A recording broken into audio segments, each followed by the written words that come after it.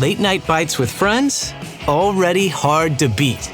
That first too hot bite of fries you couldn't wait for, followed by ice cold Pepsi. Now that hits different. Suddenly, the energy kicks back in, the night goes longer, and the laughs don't stop. Because Pepsi brings out more flavor, more fun, and more of the moment. Food deserves Pepsi. Grab a Pepsi Zero Sugar today. Hey friends, Olivia from Ollie. Between new routines and the ultimate group project known as parenting, you need science-backed solutions that work with your life. That's where Ollie comes in. Start your mornings off right with multis made to support nutrition and immune health. Choose from our lineup of gut-supporting probiotics, and we've got occasional sleep support to help the whole fam chase their big dreams. Head back to class with the #1 gummy supplement brand. Stock up on Ollie.com today. These statements have not been evaluated by the Food and Drug Administration. This product is not intended to diagnose, treat, cure, or prevent any disease. Welcome to I Talk to Ghosts. I'm your resident medium and host, Jennifer, and I thank you for joining me in my spirit parlor this evening. Can you feel the shift in the air guiding us to the Burr months? I'm so looking forward to autumn, and this time of year, no matter what my intention is, I do find myself in the habit of stocking up on candles.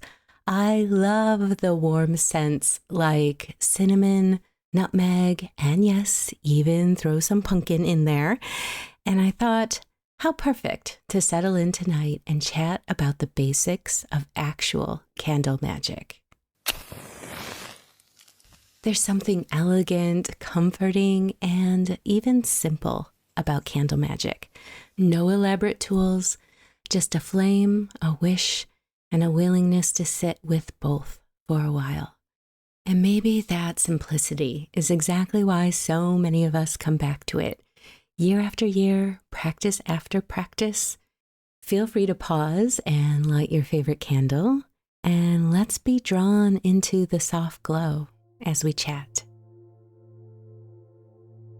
Let's start with the obvious question. Why a candle? Why not a stone, a song, a written note folded into our journal? In our ancient past, there was fire. Before there was spellcraft as a formal practice, there were people staring into flames, asking for help, asking for change, asking to be heard by whatever was listening. Fire is transformation. You can watch it happen in real time. Wax becomes liquid, becomes vapor, wick becomes ash. Whatever you've carved or written into that candle, whatever you've pressed into it with your thoughts, this gets carried away upward and outward as the flame does its slow, beautiful work. Many traditions describe this as the moment intention stops being yours alone and becomes something released into a wider current, sent off to do what it needs to do. And there's also the matter of attention. A candle asks you to slow down. You can't rush a burn. You light it and then you wait. And in that waiting, something in your nervous system settles into the stillness that intention setting actually requires. This isn't about mysticism replacing focus. The focus is part of the mysticism. I think that's part of what makes candle work feel so accessible, even to people who are brand new to any of this. You don't need years of study to sit with a flame and have it mean something. You just need the willingness to be honest about what you're asking for.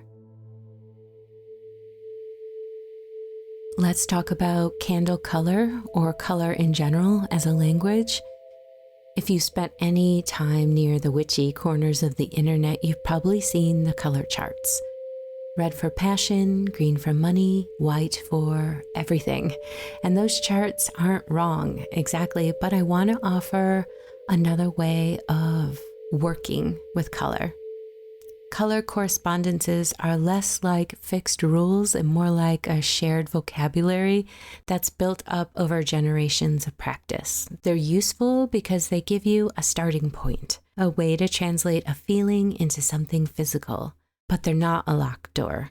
If pink has always meant grief to you because of a specific memory, You don't need a chart's permission to use pink for release work instead of romance or self-love. That said, there's a vocabulary many practitioners lean on, and again, it's offered as a starting place rather than a mandate. White tends to stand in for clarity, protection, and new beginnings. And very useful, white is often used as a substitute when you don't have the right color on hand, since white is generally understood to hold space for anything. Red carries passion, courage, strength. Physical vitality lives here too, the kind of candle you might light before something that requires courage and nerve, risk, passion. I often associate the color red with creativity as well, but that's just me. Green leads towards abundance, growth, and healing tied to the natural world. Money work often reaches for green, but so does anything we want to conjure with steady, rooted growth. Yellow and gold tend to represent clarity of mind, communication, confidence. If you're preparing for a hard conversation or trying to think more clearly, this is often where people turn. They use the color yellow. To me, yellow also represents the energy of teaching and education. Again, that's just me. And of course, yellow can represent happiness and warmth, prosperity. Think Leo season and summertime and gold. Blue is calm, healing, and truth, emotional soothing work, and anything involving honest communication often lives in this range of color. I also associate the color blue with the third eye, but purple carries intuition, spiritual connection, and psychic work. Many mediums keep a purple candle nearby specifically for opening themselves to clearer receiving. Black is protection, banishing, and absorption of negativity. It has an unfair reputation as somehow sinister, when really it's often the most protective color on the shelf. Pink is self-love, friendship, and gentle emotional healing.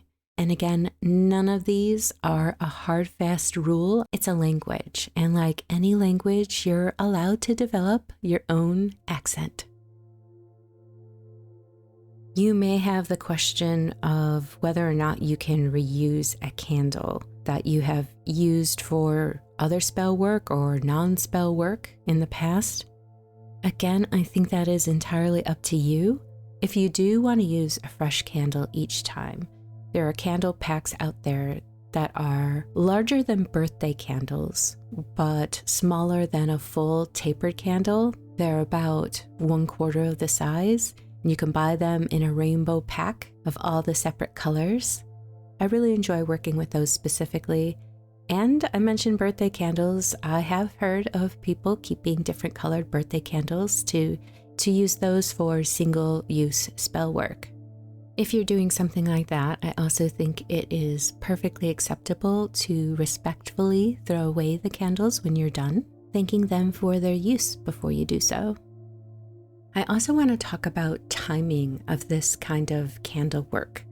There's a version of candle magic that gets so wrapped up in correct timing, like correct moon phase, correct day of the week, correct planetary hour, that an overthinking person ends up being more anxious than intentional. And that is not the goal. Timing can add power to a working. It's not wrong to consider it. Waxing moons, the period between the new moon and the full, are traditionally associated with growth, drawing things towards you, and waning moons, when the full moon is moving back to a new moon, that time is associated with release, banishing, letting go. And Fridays lean towards love and relationships. Sundays lean towards success and vitality, and Saturdays are great for protection and endings. I want to give you permission tonight. If you need to do some candle work right now and the moon isn't cooperating with your calendar, do the work anyway. The universe is not going to turn you away because Mercury happens to be in the wrong sign. Your intention clearly held and honestly felt will always matter more than perfect timing. Timing is seasoning, it's not the full meal. So let's actually walk through what a simple candle working looks like, stripped down to the bare basics for you. First comes the cleansing. If that's part of your practice, some people pass the candle through incense smoke, some hold it and simply ask that anything not serving the work to be released from it. There's no single correct method here. The goal is to, with this quick little intention, to cleanse the candle and make it a clean slate to work with energetically.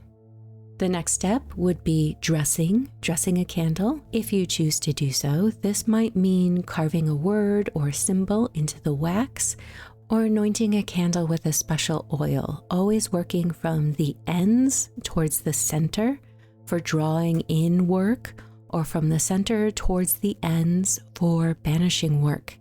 And this step, of course, is optional. Plenty of powerful workings use a completely plain candle.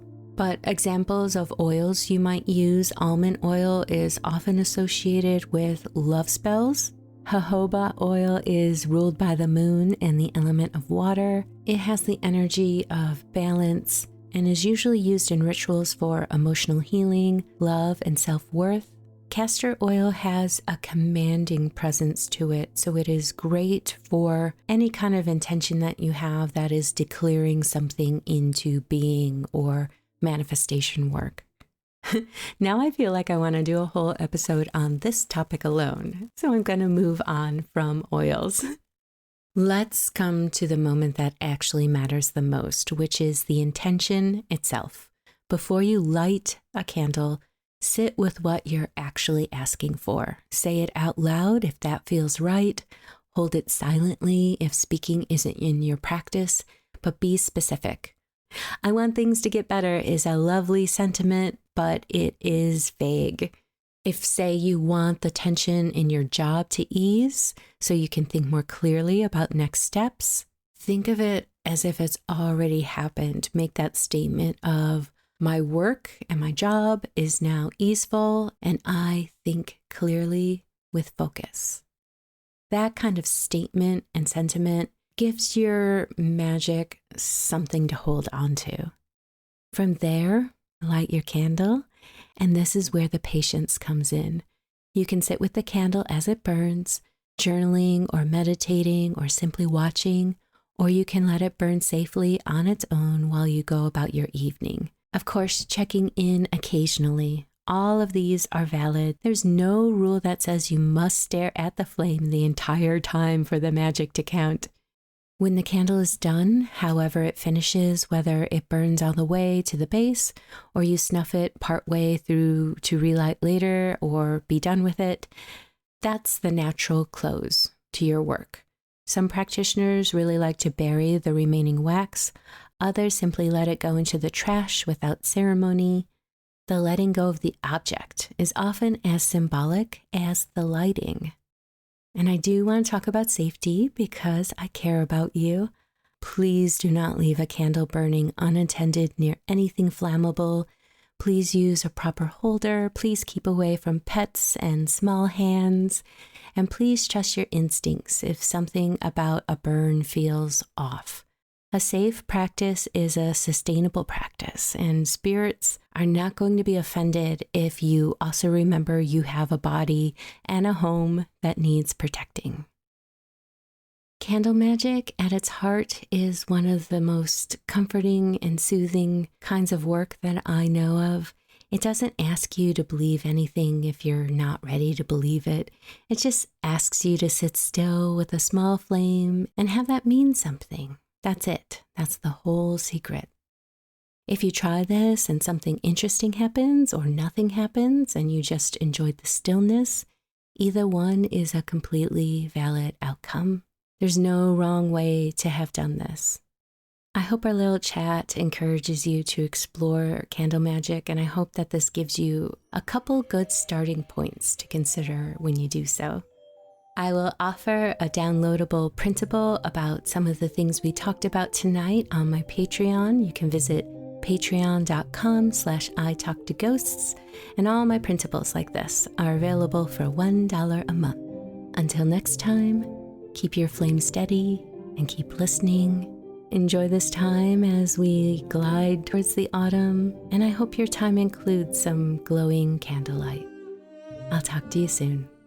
Take care.